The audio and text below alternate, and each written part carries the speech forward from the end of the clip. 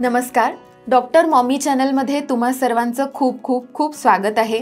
मी doctor Pankaja Patil Salunkhe. मी एक बालरोगतज्ञ आहे आणि एका चिमुकलीची आई सुद्धा. आज आपल्या व्हिडिओमध्ये आपण उन्हाळ्यामध्ये म्हणजे समर सीझनमध्ये बाळांची काळजी कशी घ्यायची, कोणते वेगवेगळे उपाय करायचे याविषयी बोलणार आहोत. चला तर मग सुरू करूया.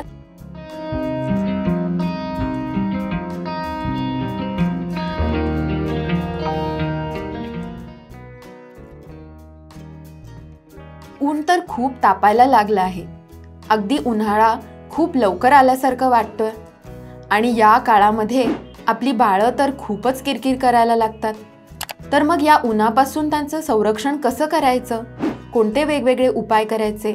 पहिला उपाय म्हणजे बाळांना डिहायड्रेशनपासून वाचवायचं. उन्हाळ्यामध्ये सगळ्यात मोठा धोका असतो तो म्हणजे डिहायड्रेशनचा. कसं ओळखाल की बाळ डिहायड्रेटेड आहे?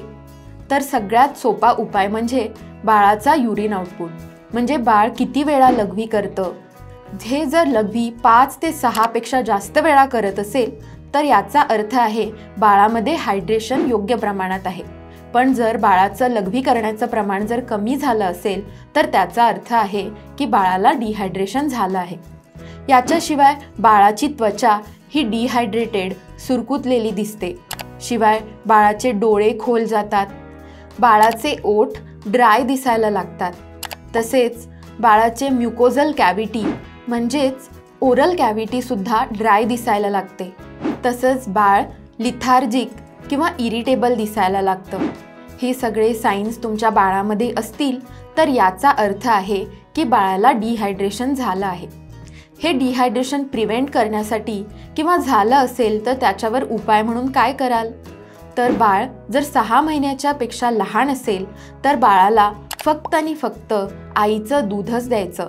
पाणी कमी पडतंय म्हणून वरून पाणी द्यायचं नाही, कारण ब्रेस्ट मिल्कमध्ये 80 ते 90% हे पाणीच असतं.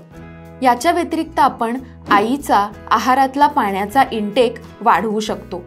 पण जर बाळ 6 महिन्यापेक्षा जास्त असेल तर मात्र आपल्याला बाळाला पाणी द्यायचं आहे. हे पाणी किती प्रमाणात द्यायचं, कशा प्रकारे द्यायचं ह्याची माहिती तर तुम्हाला हवी असेल तर कमेंटमध्ये नक्की लिहून पाठवा. मी यावरती नक्की व्हिडिओ बनवेन. दुसरा उपाय म्हणजे बाळांना या समर सीझनमध्ये म्हणजे उन्हाळ्यामध्ये कसे कपडे वापरायचे. तर आपण 5 नियम कपड्यांचे लक्षात घ्यायला हवे. पहिला म्हणजे बाळाचे कपडे हे 100% कॉटनचे असायला पाहिजेत, म्हणजेच सुती आणि मुलायम असले पाहिजेत. यावेळी आपण सिंथेटिक कापडांचा वापर अजिबात करायचा नाही. दुसरं म्हणजे शक्यतो बाळांना फुल स्लीव्हचे कपडे वापरा, त्यामुळे सूर्यप्रकाशापासून त्यांचं संरक्षण होईल. तिसरं म्हणजे हे बाळांचे कपडे लाईट कलरचे असावेत. शक्यतो डार्क, ब्लॅक, ब्लू अशा कलरचे कपडे वापरू नका. लाईट कलरमुळे सूर्यकिरण जास्त ॲब्सॉर्ब होत नाही. चौथा उपाय म्हणजे बाळांचे कपडे हे हवेशीर असले पाहिजेत, म्हणजे हवा खेळती राहिली पाहिजे. ते कपडे अतिशय टाईट नकोत. आणि पाचवा म्हणजे जेव्हा बाळाला आपण बाहेर घेऊन जाणार तेव्हा हॅट किंवा कॅप वापरायला हवी. हे झालं कपड्यांच्या बाबतीत. आणि या उन्हाळ्यापासून बचाव करण्याचा तिसरा उपाय म्हणजे AC, कूलर किंवा फॅन. अनेक मदर्स विचारतात की या आमच्या छोट्या बाळाला आम्ही AC, कूलर, फॅन याचा वापर करू शकतो का? तर याचं उत्तर आहे हो. पण यासाठी तुम्हाला काही काळजीही घ्यावी लागेल. कोणती काळजी घ्यायची? तर या ACचं टेम्परेचर जर बाळ 6 महिन्यापेक्षा कमी असेल तर शक्यतो 25 to 27 डिग्री सेल्सिअस इतकं ठेवायचं. जर बाळ 6 महिन्यापेक्षा जास्त असेल तर हे टेम्परेचर आपण 24 डिग्री सेल्सिअसपर्यंत चालवू शकतो. कूलर किंवा फॅन वापरत असताना एक महत्त्वाची खबरदारी तुम्हाला घ्यावी लागेल. ती म्हणजे या कूलर किंवा फॅनमधून येणारं वाऱ्याचा झोत हा बेबीवरती डायरेक्ट यायला नको. याच्यामध्ये काहीतरी असायला हवं, जेणेकरून बाळाला आजार होणार नाही.